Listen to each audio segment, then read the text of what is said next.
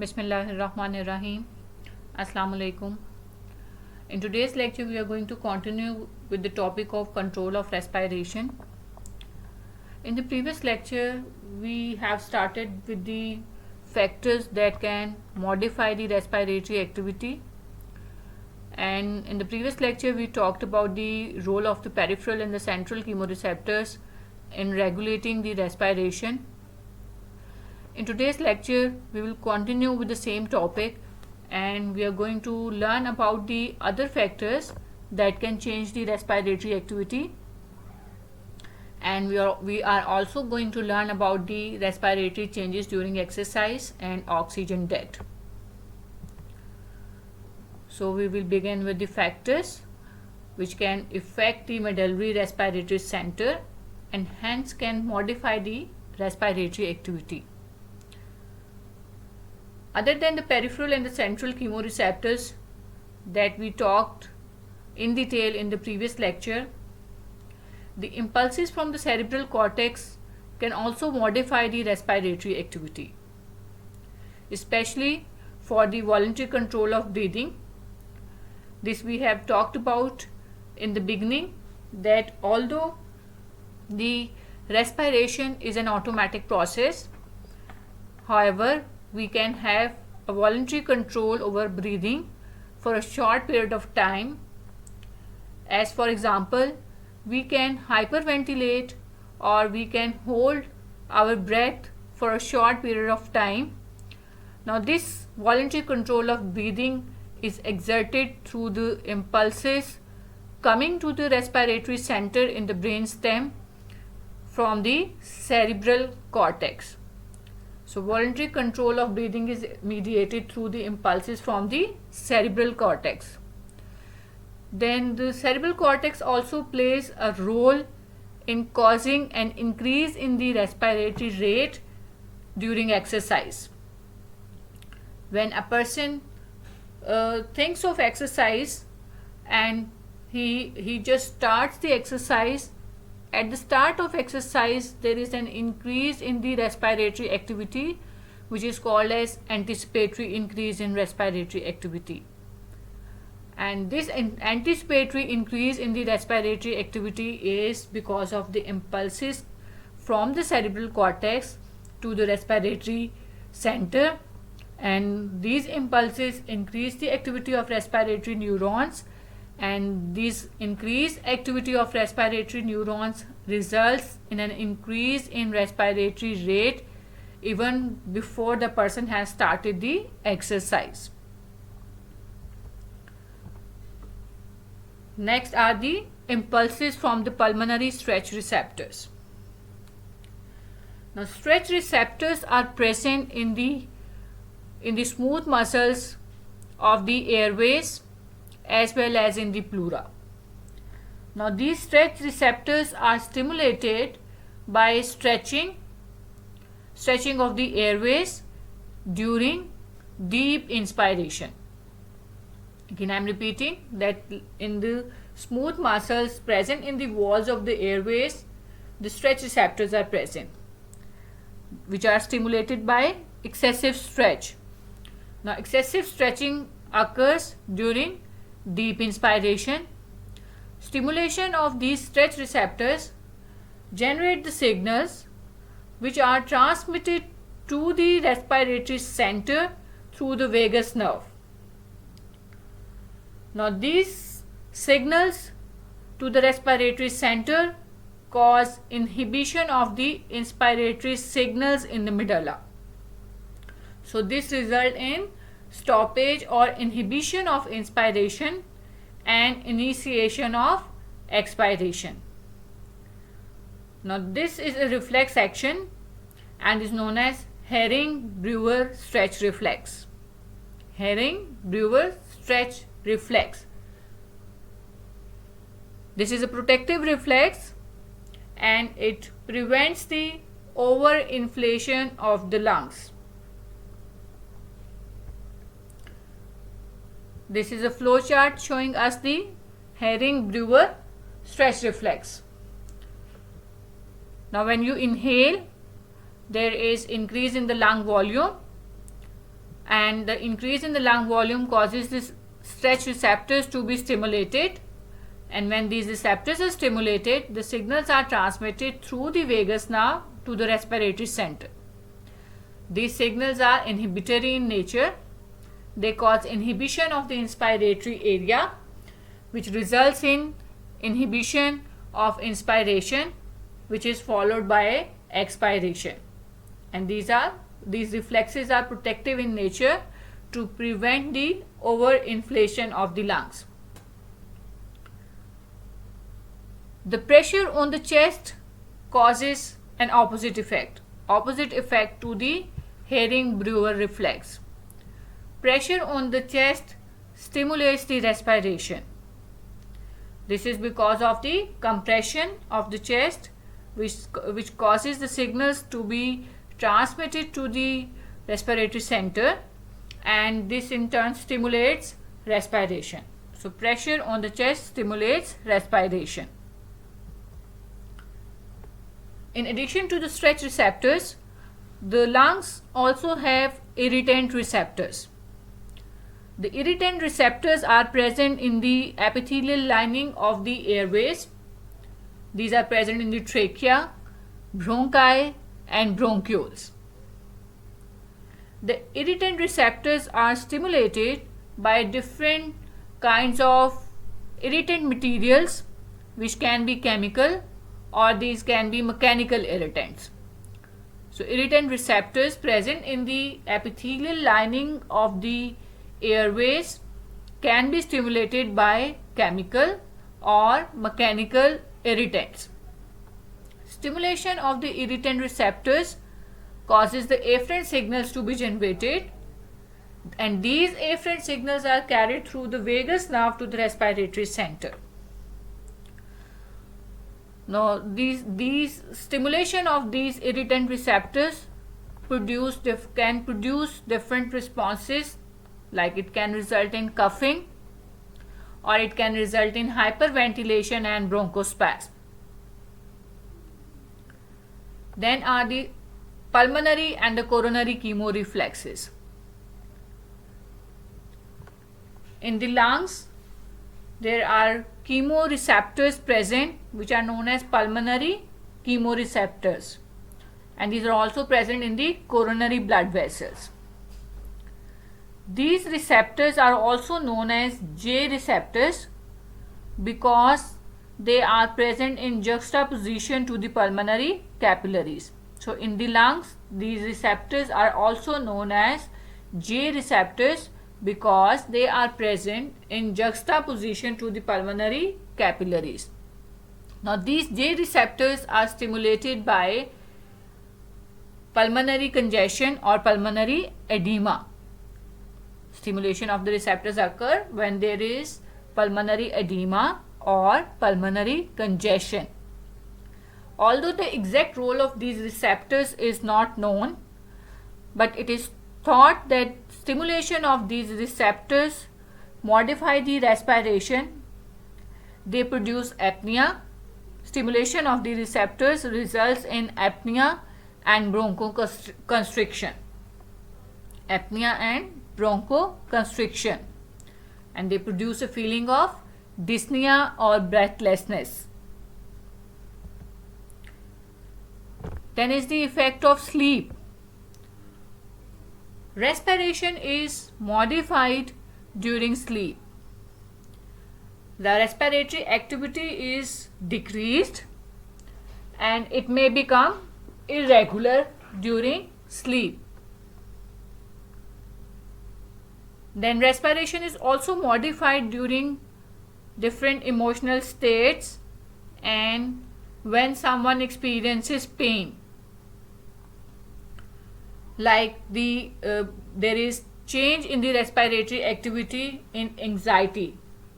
So the effect of emotions on the respiration, it is mediated through the hypothalamus. So hypothalamus sends signals to the respiratory control centers present in the brainstem and modify the respiratory activity. Like when there is a state of anxiety, there is stimulation of respiration. Similarly, when someone experiences pain, it also stimulates the respiration. Respiration is inhibited during swallowing, gagging, and vomiting temporarily. Again, I am repeating that respiration is modified during swallowing, gagging, and vomiting. It is inhibited, and this is known as apnea, pharyngeal apnea. Now, this is because of the inhibitory impulses sent from the brainstem swallowing centers to the respiratory centers in the brainstem. And this inhibition of respiration during swallowing, gagging, or vomiting is a protective phenomena. The glottis is also closed during these processes, and the cause of this is, or the significance, we should say, the significance of this inhibition of respiration during these acts is to prevent the entry of the food into the airways. So during swallowing, gagging, and vomiting, respiration centers are inhibited, and there is also closure of the glottis. Brain edema causes decreased activity of the respiratory center. This is because of the fact that brain edema compresses the arteries. Now, compression of the arteries in the brain decreases the blood supply to the respiratory center, which in turn results in decreased activity of the respiratory neurons. So, respiration is decreased due to brain edema. Then is the effect of anesthesia.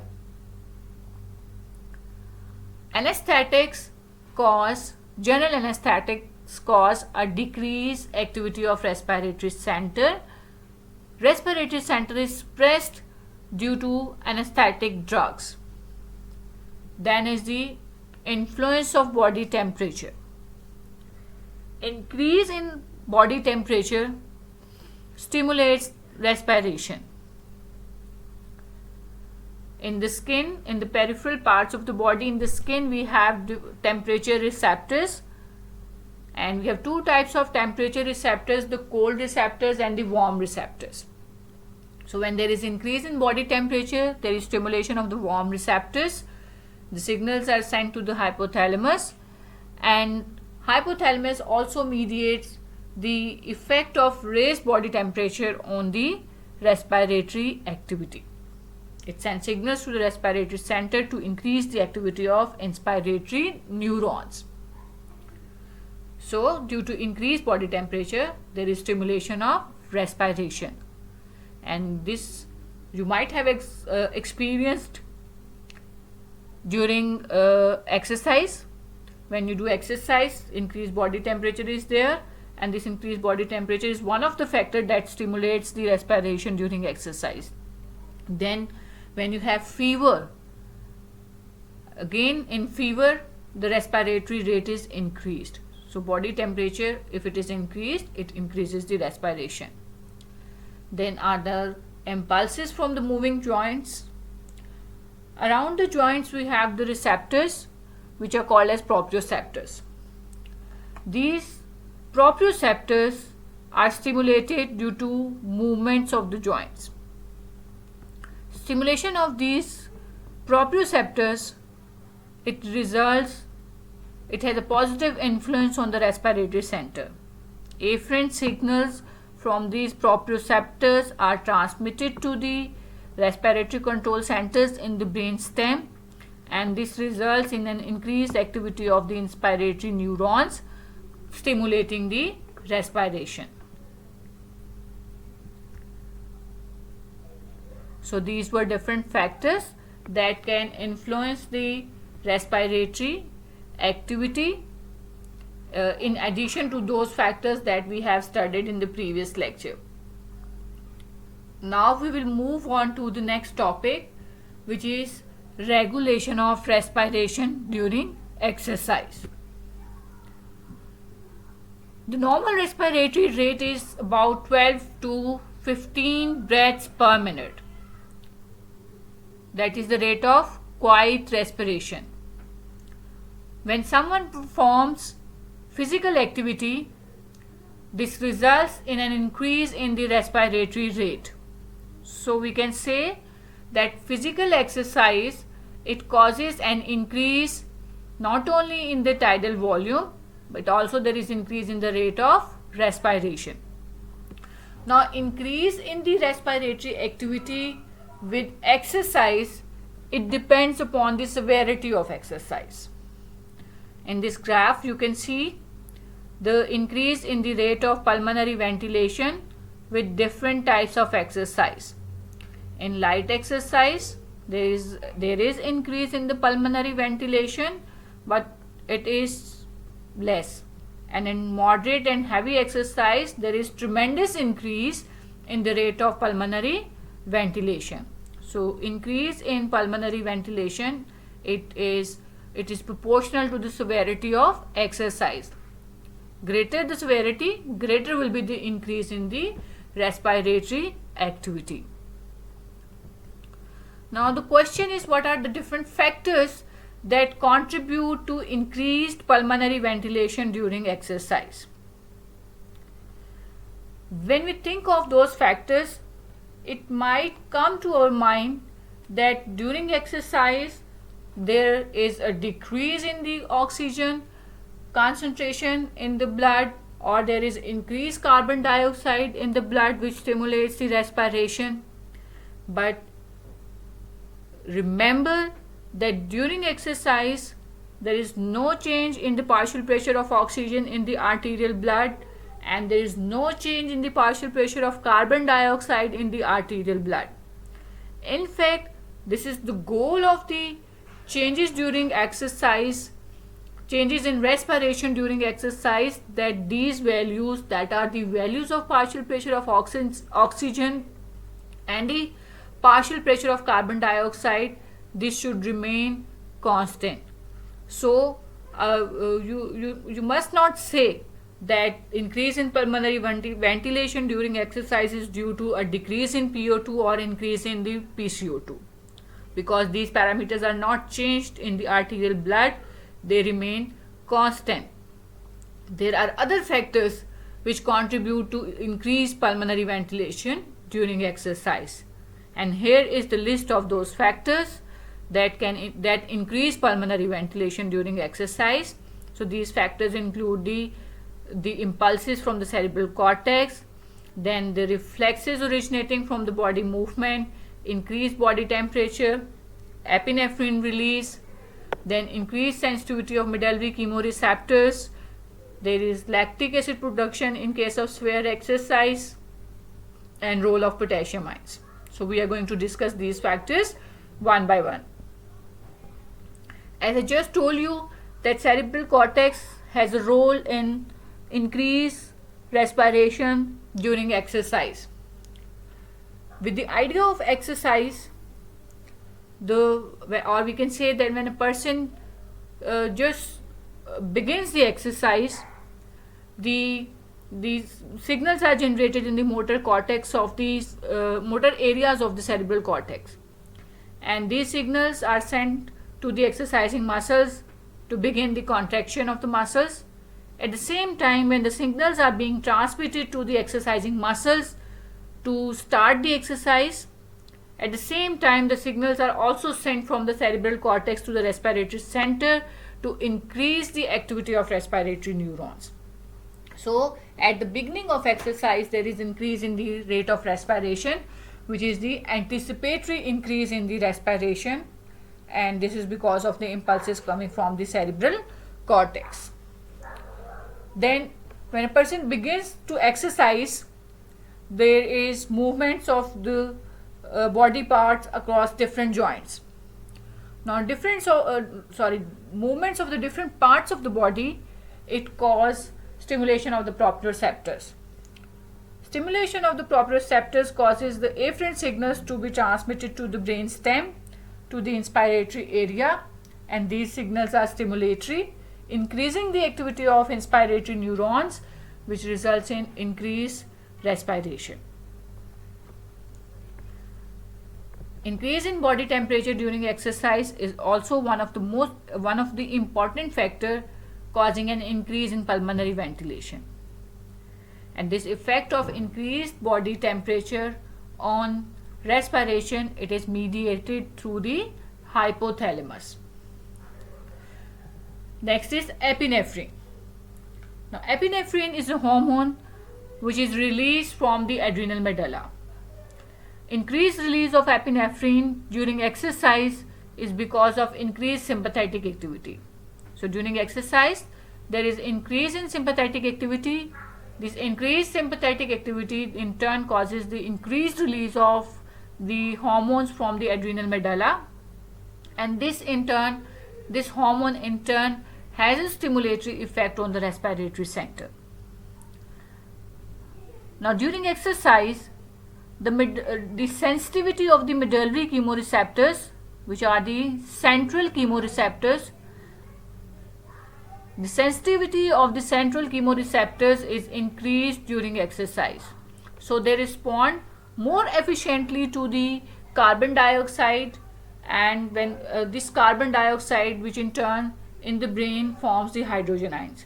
So, their sensitivity is increased. So, the efficiency by which they control the respiration is also increased. When a person is doing a severe exercise, in severe exercise there is production of lactic acid. Now, when lactic acid is produced, it has a stimulatory effect on respiration. It stimulates the ventilation. Now, lactic acid produces its effects on ventilation through stimulation of the peripheral chemoreceptors. In the previous lecture, we have talked about it, that when there is increase in hydrogen ion concentration in the arterial blood, it is going to produce a stimulatory effect on the ventilation by peripheral chemoreceptors, by activation of peripheral chemoreceptors. So, in severe exercise, if there is production of lactic acid, this will cause stimulation of ventilation through activation of peripheral chemoreceptors. Then, increased potassium ion concentration during exercise, it also stimulates the respiration by activation of the peripheral chemoreceptors. So, these were different factors that contribute to increased pulmonary ventilation during exercise. Now, this graph shows you the anticipatory increase in pulmonary ventilation at the start of exercise. Here is the time. This pink area shows the duration of exercise. 0 means the beginning of exercise, 0 minute. So, at the beginning of exercise, there is an increase in the pulmonary ventilation, or we can say the alveolar ventilation. So, this alveolar ventilation is increased because of anticipatory increase in the respiratory activity by the impulses sent from the cerebral cortex to the respiratory center present in the brain stem. Now, this flow chart shows us the overall control of respiration during exercise. It just sums up the factors that we have just discussed. So, motor cortex, it plays a role in anticipatory increase of respiration at the beginning of exercise. Then skeletal muscles, their receptors are stimulated when these are contracting. When the muscles are contracting, there is movements of different parts of the body which stimulate the proprioceptors. So, muscle spindles and the Golgi tendon organs are the proprioceptors. So, these are stimulated, and the afferent signals by these receptors to the respiratory center have a stimulatory effect on respiration.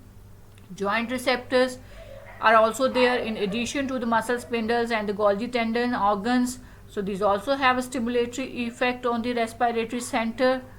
And increased body temperature, mediating its effects through the hypothalamus. Increased release of epinephrine from the medulla due to increased sympathetic stimulation, and increased epinephrine in turn stimulates the respiratory center. And in addition to these factors, we have enumerated the role of lactic acid, and we have discussed the role of potassium ions on the effect of potassium ions on the respiration. So, that's all about the factors that increase the pulmonary ventilation during exercise. Now we are going to have a look on the different respiratory variables. How do these variables change during exercise? So different variables are the oxygen and carbon dioxide. So we are going to see what are the changes in the oxygen use, what are the changes in carbon dioxide production and their partial pressure values, and we are going to see the effect of exercise on the concentration of hydrogen ions or the pH. So when a person begins to exercise, the metabolic activity is increased metabolism due to contraction of muscles. So use of oxygen by the body is increased.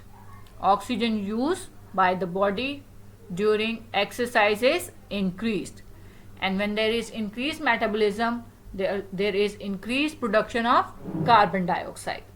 So carbon dioxide production is also increased. Now, to meet with the demands of the body, to provide the body excess oxygen or the oxygen which is required by the muscles, and to remove the carbon dioxide from the body, there is increase in the respiratory rate, and there is also increase in the alveolar ventilation. Now, despite the fact that there is increased oxygen use and there is increased carbon dioxide production, the partial pressure of oxygen and carbon dioxide in the arterial blood will remain normal, and this is because of the fact that there is increase in the respiratory rate and alveolar ventilation that meet with the new situation. So it's increased pulmonary ventilation supplies the whatever amount of oxygen which is required by the body, and the excess carbon dioxide which is produced due to increased metabolism, it is removed from the body, it is not accumulated inside the body, so arterial PCO2 and arterial oxygen pressures will remain normal. Oxygen delivery to the muscles is increased, and this is because of increased blood flow to the exercising muscles during exercise, and this increased blood flow is because of the cardiovascular responses of exercise. That during exercise there is increased cardiac output and there is local vasodilation which increases the blood flow to the muscles, and it supplies the oxygen to the greater amount of oxygen to the muscles, and at the same time it will remove the carbon dioxide from the muscles. So carbon dioxide removal from the muscles is also increased, and this is because of the same mechanism, because of increased blood flow to the muscles. And oxygen extraction, that is the amount of oxygen which is removed from the blood by the muscles, is also increased. Now coming to the hydrogen ion concentration. Now hydrogen ion concentration, it depends upon the severity of exercise. In case if the exercise is mild to moderate, the hydrogen ion concentration in the arterial blood will remain normal. So pH of the blood will remain normal. But in heavy exercise, there might be a slight increase in the hydrogen ion concentration, and there might be a fall in the pH. Now this increase in hydrogen ion concentration or the fall in the pH of the arterial blood in heavy exercise is because of accumulation of lactic acid. So when exercise is severe, there is so much increase in the demand of oxygen by the exercising muscles that this demand cannot be met with. So muscles may contract anaerobically. So when muscles contract anaerobically, there is production of lactic acid, and this lactic acid is then accumulated, and it may cause an increased hydrogen ion concentration in the arterial blood, and there may be a fall in the pH of blood during heavy exercise. And we have just discussed that this lactic acid then in turn it has a stimulatory effect on the respiration to increase the rate of pulmonary ventilation. So this shows us the different parameters or the variables during exercise. This green curve shows us the rate of pulmonary ventilation. We can see the pulmonary ventilation is increased during exercise. There is increase in the heart rate, and you can see that partial pressure of oxygen in the arterial blood and partial pressure of carbon dioxide in the arterial blood does not change.